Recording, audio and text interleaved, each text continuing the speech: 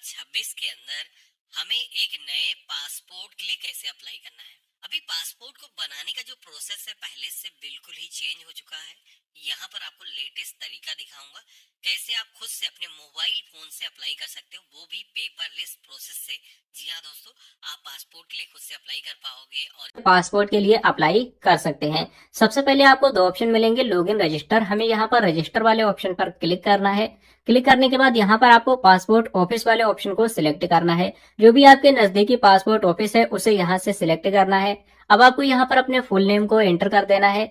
इसके बाद आपकी जो ईमेल आईडी है, अपनी ईमेल आईडी को यहाँ पर फिल करेंगे। और ईमेल आईडी फिल करने के बाद पूछा जा रहा है कि आप अपनी इसी ईमेल आईडी को लॉगिन आईडी बनाना चाहते हैं, तो हम यहाँ पर यस वाले ऑप्शन को सिलेक्ट कर लेंगे और चेक अवेलेबिलिटी वाले ऑप्शन पर क्लिक कर देना है। अगर ये यूजर आईडी अवेलेबल होगी तो आपको मिल जाएगी। जैसे कि अभी ये यूजर आईडी अवेलेबल नहीं है तो हम यहाँ पर नो वाले ऑप्शन पर क्लिक करेंगे और इसके बाद में यहाँ पर हमें कुछ ना कुछ वर्ड्स को चेंज कर देना है। इसके बाद चेक अवेलेबिलिटी वाले ऑप्शन पर क्लिक करेंगे तो अभी देखिए लॉगिन आईडी इज अवेलेबल। अब हमें यहाँ पर अपने एक स्ट्रॉन्ग पासवर्ड को क्रिएट कर लेना है और इसके बाद साइन अप वाले ऑप्शन पर एक बार क्लिक कर देना है।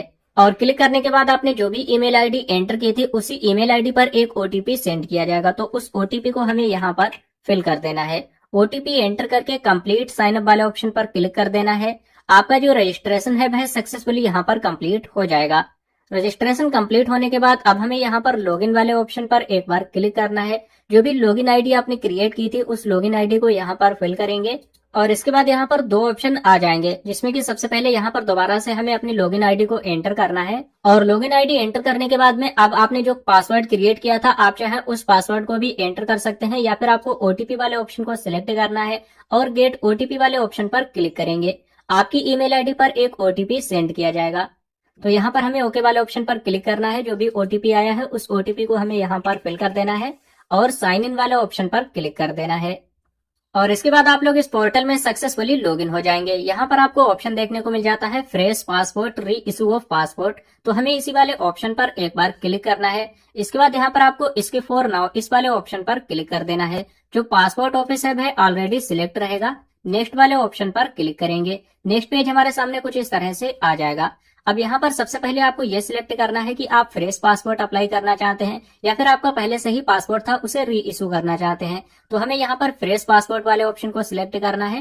टाइप ऑफ एप्लीकेशन में नॉर्मल सिलेक्ट कर लेना है और पासपोर्ट बुकलेट में हमें 36 पेजेस वाले ऑप्शन को सिलेक्ट करना है और सेव एंड नेक्स्ट वाले ऑप्शन पर एक बार क्लिक कर देना है। सबसे पहले आप लोगों को अपने यहाँ पर नेम को फिल करना है और इसमें सरनेम को फिल करना है। बहुत से लोग यहाँ पर गलती ये कर देते हैं, जैसे कि किसी का नाम यहाँ पर अमन कुमार है तो उसको यहाँ पर टाइप करना है अमन और इसके बाद सरनेम में कुमार टाइप करना है।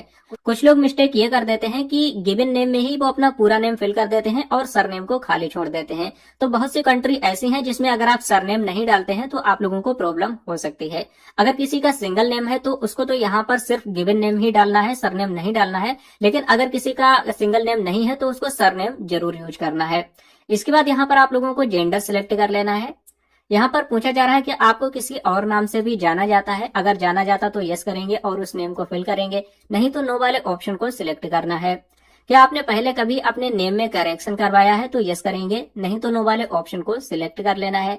अब हमें यहाँ पर इस कैलेंडर के माध्यम से अपनी डेट ऑफ बर्थ को सिलेक्ट करना है और डेट ऑफ बर्थ को सिलेक्ट करने के बाद यहाँ पर आपको अपने प्लेस ऑफ बर्थ एंटर करना है, जिसमें कि आप अपने विलेज, सिटी या टाउन का नाम भी एंटर कर सकते हैं। मैरिटल स्टेटस आपको यहाँ से बता देना है, मैरिड है, अनमैरिड है।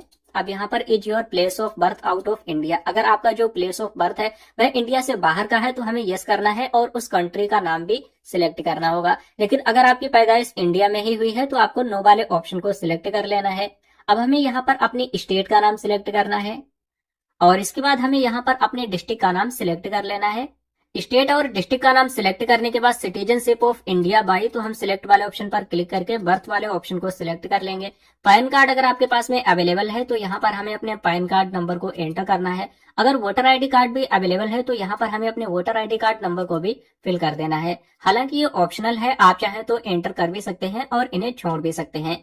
अब हमें यहाँ पर एम्प्लॉयमेंट टाइप वाले ऑप्शन पर क्लिक करना है। तो आपका एम्प्लॉयमेंट टाइप क्या है वो आप लोगों को इस लिस्ट में से सिलेक्ट कर लेना है। आप चाहें तो अदर्स भी सिलेक्ट कर सकते हैं। इसके बाद यहाँ पर in either of your parent in case of minor, अगर आप माइनर हैं और आपके माता या फिर पिता गवर्नमेंट जॉब में हैं तो आपको यहाँ पर यस करना है, नहीं तो आपको नो वाले ऑप्शन को सिलेक्ट कर लेना है। इसके बाद यहाँ पर आपको अपनी एजुकेशनल क्वालिफिकेशन बतानी है, जैसे कि यहाँ पर 10th पास हैं या फिर इससे अधिक पढ़े हुए हैं, 7th पास हैं या फिर इससे कम पढ़े लिखे हैं, तो वो आपको अपने हिसाब से सिलेक्ट करना है और उसी के अकॉर्डिंग आपका जो पासपोर्ट है वह नॉन ईसीआर या फिर ईसीआर कैटेगरी में बन जाता है। जो लोग हाई स्कूल पास या फिर उससे ऊपर पढ़े लिखे हैं तो उनका जो पासपोर्ट है वह नॉन ईसीआर कैटेगरी में बनेगा, और जो लोग 10th से कम पढ़े लिखे हैं तो उनका जो पासपोर्ट है वह ईसीआर कैटेगरी में बनेगा। नीचे की साइड में आप लोगों से पूछा जा रहा है कि आपके फेस पे या फिर कहीं पर कोई ऐसा मार्क है जिससे कि आपकी पहचान की जा सके, तो आप उसके बारे में यहाँ पर बता सकते हैं, नहीं तो आपको इसे ऐसे ही छोड़ देना है। अब आपको यहाँ पर अपने आधार कार्ड नंबर को एंटर कर देना है। इसके बाद यहाँ पर आधार कार्ड की परमिशन मांगी जा रही है, जिसमें कि आपको यस वाले ऑप्शन को सिलेक्ट कर लेना है और इसके बाद हमें सेव एंड नेक्स्ट वाले ऑप्शन पर एक बार क्लिक कर देना है। अब नेक्स्ट पेज हमारे सामने कुछ इस तरह से आ जाएगा, जिसमें कि हमें यहाँ पर फैमिली की डिटेल को फिल करना है। सबसे पहले यहाँ पर आप लोगों को फादर या फिर लीगल गार्जियन के नेम को एंटर करना है। इसके बाद यहाँ पर उनके सरनेम को एंटर करना है। इसके बाद यहाँ पर माताजी के नेम को फिल करना है और सरनेम को एंटर करना है। इसके बाद यहाँ पर अगर कोई लीगल गार्जियन है तो उसकी इन्फॉर्मेशन फिल करेंगे, सरनेम को एंटर करेंगे। अगर कोई शादीशुदा है तो उसको अपने पति या पत्नी का नाम एंटर करना है और उसके सरनेम को यहाँ पर फिल कर देना है। और फैमिली की इन्फॉर्मेशन को फिल करने के बाद सेव एंड नेक्स्ट वाले ऑप्शन पर एक बार क्लिक कर देना है। नेक्स्ट पेज हमारे सामने कुछ इस तरह से आ जाएगा। अब हमें यहाँ पर कंप्लीट एड्रेस को फिल करना है, जिसके लिए सबसे पहले आपको यहाँ पर अपने हाउस नंबर या फिर स्ट्रीट नेम को फिल करना है। यहाँ पर हमें अपने विलेज, टाउन या फिर सिटी का नाम फिल करना है। जो भी आपके एरिया का पिन कोड है वो हमें यहाँ पर फिल कर देना है। स्टेट का नाम आपको यहाँ से सिलेक्ट कर लेना है। इसके बाद जो डिस्ट्रिक्ट का नाम है वो हमें यहाँ से सिलेक्ट करना है। पिन कोड के अकॉर्डिंग ही हमारी स्टेट का नाम और डिस्ट्रिक्ट का नाम सिलेक्ट करने का ऑप्शन आ जाएगा। अब आपको यहाँ से अपने पुलिस स्टेशन का नाम सिलेक्ट करना है। तो आपके एरिया में आपका जो भी पुलिस स्टेशन लगता हो आपको उसी पुलिस स्टेशन को यहाँ से सिलेक्ट करना है। इसके बाद यहाँ पर आप लोगों को अपने मोबाइल नंबर को एंटर करना है और अगर टेलीफोन नंबर है तो फिल करेंगे, नहीं तो इसे ऐसे ही छोड़ देना है। और यहाँ पर हमें अपनी ईमेल आईडी को एंटर कर देना है। और इसके बाद पूछा जा रहा क्या आपका परमानेंट एड्रेस अवेलेबल है, तो हम यहाँ पर यस वाले ऑप्शन को सिलेक्ट करेंगे। सिलेक्ट करने के बाद में अगर आपका जो प्रेजेंट एड्रेस है सेम यही आपका परमानेंट एड्रेस है तो हमें यस वाले ऑप्शन को सिलेक्ट कर लेना है। अगर कोई दूसरा है तो नो वाले ऑप्शन पर क्लिक करके अपने कंप्लीट परमानेंट एड्रेस को फिल करेंगे और इसके बाद सेव एंड नेक्स्ट वाले ऑप्शन पर एक बार क्लिक कर देना है। क्लिक करने के बाद यहाँ पर हमें ओके वाले ऑप्शन पर एक बार क्लिक करना है। नेक्स्ट पेज कुछ इस तरह से आ जाएगा। अब यहाँ पर आप लोगों को इमरजेंसी कॉन्टेक्ट देना है, जिसमें कि आप अपने परिवार के किसी भी एक व्यक्ति के नेम को यहाँ पर एंटर करेंगे और उसके कंप्लीट एड्रेस को इसी कॉलम में फिल कर देना है। इसके बाद यहाँ पर आप लोगों को उसके मोबाइल नंबर को एंटर करना है। टेलीफोन नंबर या ईमेल आईडी अगर है तो दे सकते हैं, नहीं तो इन्हें आपको ऐसे ही छोड़ देना है।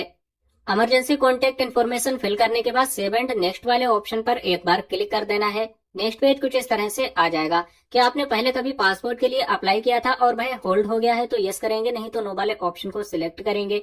इसके बाद अगर आपके पास में पिछले पासपोर्ट की डिटेल्स अवेलेबल है तो यहाँ पर इस वाले ऑप्शन को सिलेक्ट करना है, नहीं तो हमें डिटेल्स नॉट अवेलेबल वाले ऑप्शन पर क्लिक करना है।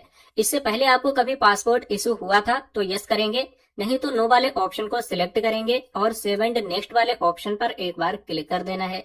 कुछ इस तरह से पेज आ जाएगा। अब यहाँ पर आपसे कुछ क्वेश्चंस पूछे जा रहे हैं जिसके आंसर आप लोगों को कुछ इस तरह से कर देना है। आप अपने हिसाब से कर सकते हैं, जैसे कि मैंने यहाँ पर सभी में नो वाले ऑप्शन को ही सिलेक्ट कर लिया है और अब हमें सेव एंड नेक्स्ट वाले ऑप्शन पर एक बार क्लिक कर देना है। अब आपका जो पासपोर्ट बन के आएगा तो उसका पूरा प्रीव्यू आपके सामने कुछ इस तरह से आ जाएगा, जिसमें कि यहाँ पर जो आपका नेम है सरनेम में क्या आएगा और गिवन नेम में क्या है, लिंग, इसके बाद में डेट ऑफ बर्थ और जो आपका जन्म स्थान है वो भी आप लोगों को यहाँ पर देखने को मिल जाएगा। यहाँ पर आपका फोटो और सिग्नेचर आ जाएंगे और नीचे की साइड में आपका जो कंप्लीट एड्रेस है वो हमें यहाँ पर देखने को मिल जाएगा। अगर सब कुछ सही है तो हमें इस वाले बॉक्स पर एक बार टिक लगाना है और सेव एंड नेक्स्ट वाले ऑप्शन पर एक बार क्लिक कर देना है। और अब नेक्स्ट पेज हमारे सामने कुछ इस तरह से आ जाएगा। यहाँ पर आप लोगों को डॉक्यूमेंट्स को सिलेक्ट करना होगा। पासपोर्ट ऑफिस में जब भी आप लोग जाएंगे तो आपके पास कौन कौन से दस्तावेज होने चाहिए। तो यहाँ पर देखिए आपके पास में 2 डॉक्यूमेंट होने चाहिए। सबसे पहले आप लोगों को डेट ऑफ बर्थ के प्रूफ के लिए एक दस्तावेज देना है और इसी के साथ में आपको एड्रेस प्रूफ के लिए भी एक दस्तावेज देना होगा। तो हम यहाँ पर सिलेक्ट वाले ऑप्शन पर क्लिक करेंगे। अब डेट ऑफ बर्थ के प्रूफ के लिए आप कौन कौन से दस्तावेज दे सकते हैं उनकी पूरी लिस्ट आपके सामने कुछ इस तरह से आ जाएगी। हम यहाँ पर अपने पैन कार्ड को देंगे, इसलिए परमानेंट अकाउंट नंबर इस वाले ऑप्शन को सिलेक्ट कर लेना है। सिलेक्ट करने के बाद में आप लोगों को यहाँ पर ग्रांटेड डिजी लॉकर एक्सेस का ऑप्शन मिलेगा। यहाँ पर मैं आपको रिकमेंड करूंगा कि इस पर क्लिक नहीं करना है। अगर बाई चांस कुछ मिस्टेक हो जाती है तो आप लोग जो है अगर इस पर क्लिक नहीं करेंगे तो पासपोर्ट ऑफिस में ही सुधार हो जाएगा, लेकिन यहाँ पर क्लिक कर देंगे तो सुधार नहीं हो पाएगा, इसलिए आपको यहाँ पर क्लिक नहीं करना है। अब हमें एड्रेस प्रूफ के लिए भी एक दस्तावेज सिलेक्ट करना है, जिसमें कि काफी सारे ऑप्शन मिल जाते हैं। इसमें हम आधार कार्ड को सिलेक्ट कर लेंगे। ध्यान रखना है जो भी आपने 2 दस्तावेज सिलेक्ट किए हैं, इन दोनों ही डॉक्यूमेंट को आप लोगों को फिजिकली पासपोर्ट ऑफिस में लेकर के जाना होगा। दोनों डॉक्यूमेंट को सिलेक्ट करने के बाद कुछ नीचे की साइड में आ जाना है। आई एग्री वाले ऑप्शन पर एक बार क्लिक करेंगे। अपने प्लेस का नाम यहाँ पर एंटर कर देना है। प्लेस में आप अपने सिटी, टाउन या फिर डिस्ट्रिक्ट का नाम या विलेज का नाम भी दे सकते हैं।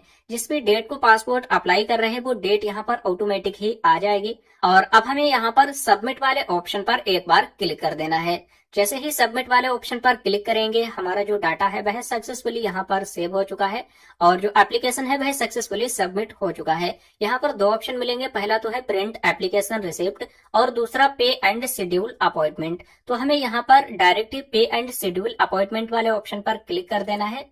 क्लिक करने के बाद नेक्स्ट पेज हमारे सामने कुछ इस तरह से आ जाएगा। अब आप लोगों को यहाँ पर दोबारा से अपने पासपोर्ट ऑफिस को सिलेक्ट कर लेना है। तो पहले हमने जो पासपोर्ट ऑफिस सिलेक्ट किया था वो हमारा हेड पासपोर्ट ऑफिस था। अब उसके अंतर्गत आपके डिस्ट्रिक्ट में जितने भी पासपोर्ट ऑफिस लगते होंगे तो उन सभी पासपोर्ट ऑफिस के नेम यहाँ पर देखने को मिल जाएंगे।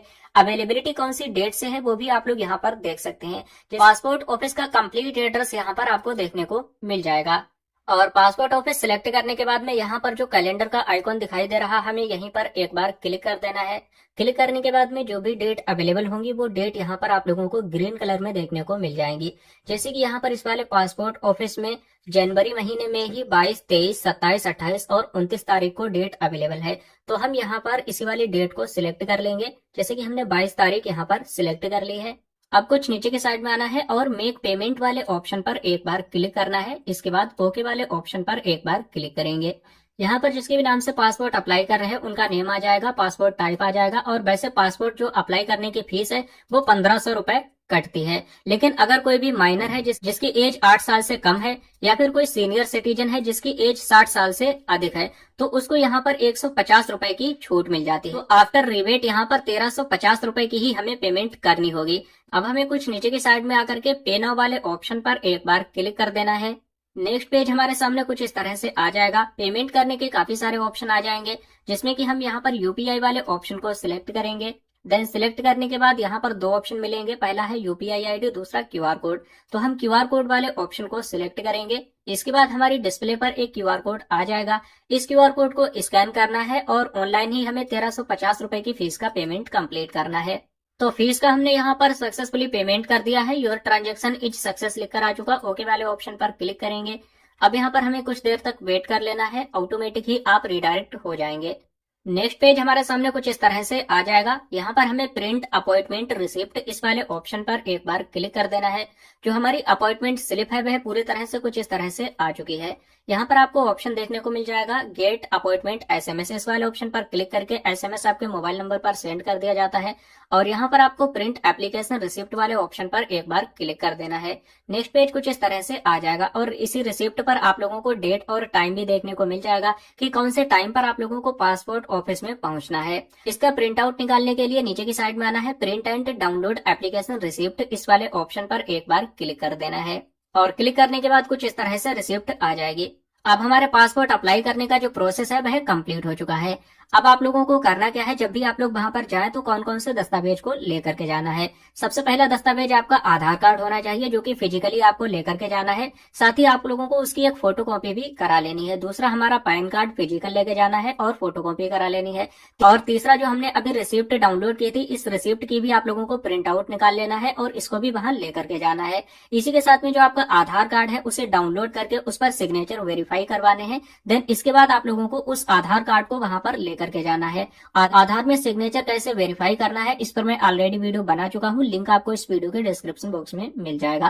पासपोर्ट ऑफिस में जाने के बाद में आपके दस्तावेज वहां पर चेक किए जाएंगे। देन इसके बाद में वेरिफिकेशन होने के बाद में जो आपके डॉक्यूमेंट है वो आपको वापस कर दिए जाएंगे और आपकी जो फाइल है वह पुलिस स्टेशन सेंड कर दी जाएगी। और जब आपकी जो फाइल है वह पुलिस स्टेशन में पहुंचेगी, इसके बाद में आप लोगों को करना क्या है, पुलिस स्टेशन से आपके पास में कॉल आएगा, वहां पर आपको अपने आधार कार्ड की फोटोकॉपी करा करके जमा करना है और साथ ही आपका जो गांव का प्रधान है वो आपका एक निवास प्रमाण पत्र बना करके देगा, यानी कि पैड पर लिख देगा, उस पर आपके फोटो पर सिग्नेचर और मोहर लगा देगा। अब ये दोनों चीजें आपको पुलिस स्टेशन में जमा कर देनी है।